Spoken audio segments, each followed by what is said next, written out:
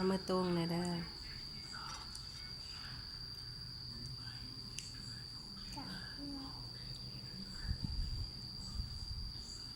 ถูกต้องได้แล้วเอาใส่ก้อนแล้วจึงเอาออก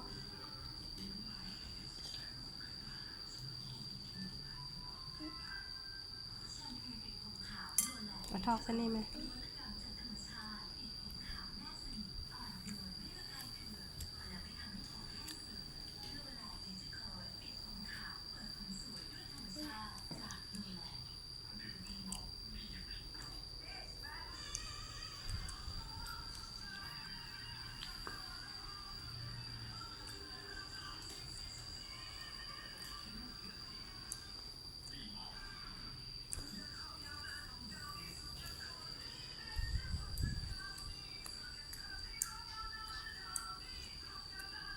ยำให้มันแหลกซีนมัน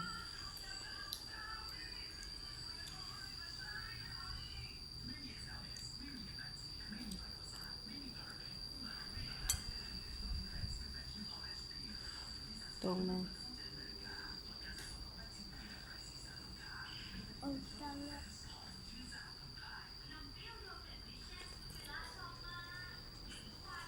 ให้ตักเอาเข้านี่เลย